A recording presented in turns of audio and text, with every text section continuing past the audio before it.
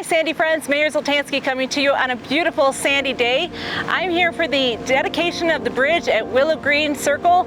This is going to be the maiden voyage of Sandy safety vehicles over the bridge. This has been a years-long process in the making. So proud to have this finally constructed. So let's get ready to welcome the public safety vehicles of Sandy over this beautiful new bridge. Gentlemen, start your engines!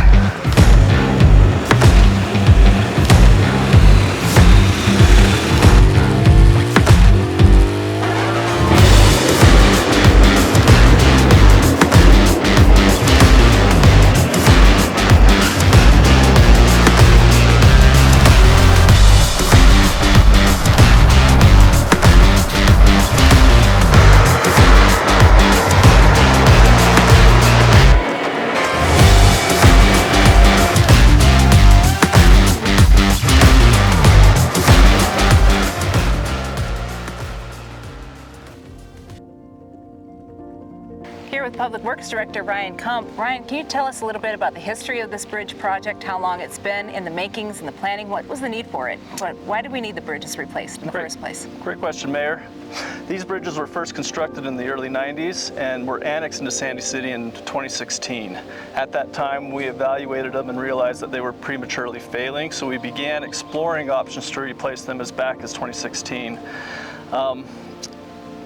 We had done some preliminary design work, but funding was unavailable for full replacement until just recently when the Bridge Formula program through Congress was passed, and that provided federal money to replace bridges across the country. Because we had design work in place for these two, they were immediately fast-tracked as some of the first to be replaced under that program. I remember when I first came into office, this was one of our top priorities for public safety infrastructure, but how to pay for it was a challenge. We needed about $3 million to complete the rebuild of these two bridges, and that would have necessitated a huge property tax for our city, about 20%. And so we were looking for ways to avoid that, of course, and went to our congressional delegation, and our members of Congress from Utah really stepped up to earmark this as a top safety priority, and we received nearly $3 million in federal funding to make this possible. So our Sandy taxpayers were not on the hook for all of this. So a great project, so much, 10 years of planning, engineering, and construction. Tell me about some of the construction challenges. Yeah, this was particularly difficult in terms of its location. There's two bridges, they're twins, and they both serve communities as the only way in and out for both two neighborhoods. Thus, we had to replace these bridges half at a time and allow one lane to be left open for access. It also was extremely difficult dealing with all the utilities because these bridges also serve as a conduit for the major utilities into these neighborhoods. Coordinating with communications, water, gas, and power also took a significant effort to make sure that the people in these homes were as minimally disrupted as possible. Okay, so that is so important because people are living here while the construction is underway, and we've got, it's the only way in and out over the neighborhood over Little Cottonwood Creek. It is an absolutely beautiful part of our city. Great sidewalks, so if people want to come and walk the bridge and check it out and see for themselves, I recommend this, especially on a gorgeous day like today in Sandy. This project took a lot of different assistance from consultants and contractors. One of our key partners was Brian Chamberlain of AECOM, who was the project manager and resident engineer on this job on behalf of UDOT. Brian?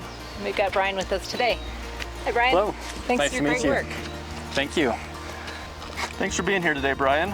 Can you give us a brief rundown of some of the unique challenges of this project, particularly being a UDOT job in a residential neighborhood? Well, this project was definitely different than what I'm used to. Typically building bridges on I-15 or Bangerter highways, we have a lot more room to work. And so one of the unique challenges here on this project was we have all these homes around us, not very much room to stage our equipment, to bring in materials. So there was a lot of coordination that way to make the project happen. In working with these local residents, what are some of the things that had to be done differently than a traditional job in order to facilitate the needs of the neighborhood? Well, we definitely had to, pay attention to traffic control. We had to bring the bridge down to one lane, build a half at each time. And so coordinating getting the traffic through the project while we're still having enough room to work was probably our biggest challenge. And now that these bridges are in place, What do you expect the lifespan to be on these?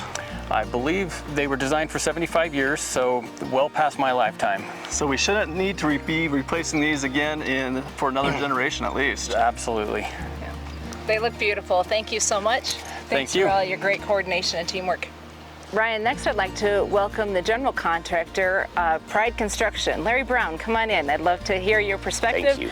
Thank you. What a beautiful bridge. Thank you very much. And very unique project. Can you tell me a little bit about how this project rates with other experiences or other projects you do at Pride? There's some challenges with this project, being in a neighborhood, and our limits of construction area are very tight and challenging, and trying to keep the public traffic flowing through here without a lot of interruptions is very challenging. Right, because people are trying to get to work or drop their kids at school, they need to go. And also you always want to leave room for emergency vehicles to get through it every time. So working at half a bridge span at a time, Yes. I'm sure poses its challenges. How have our neighbors been to work with?